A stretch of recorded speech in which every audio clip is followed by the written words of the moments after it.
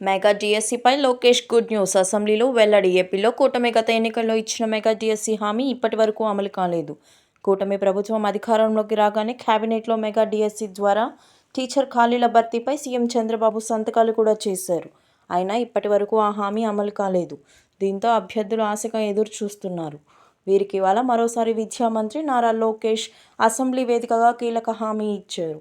రాష్ట్రంలో ఖాళీగా ఉన్న 16,347 టీచర్ పోస్టుల భర్తీకి త్వరలోనే మెగా డిఎస్సి ప్రకటిస్తామని రాష్ట్ర విద్య, ఐటీ, ఎలక్ట్రానిక్స్ శాఖల మంత్రి నారా లోకేష్ అసెంబ్లీలో ప్రకటించారు. వైసీపీ ఎమ్మెల్యేలు తాటిపర్తి చంద్రశేఖర్, ఆకేపాటి అమర్నాథ్ రెడ్డి, రేగం మత్స్యలింగం, బి విరూపాక్షి పంపిన ప్రశ్నకు మంత్రి అసెంబ్లీలో సమాధానం ఇచ్చారు. ఈ సందర్భంగా మెగా డిఎస్సి నిర్వహణకు చర్యలు తీసుకుంటున్నట్లు లోకేష్ తెలిపారు.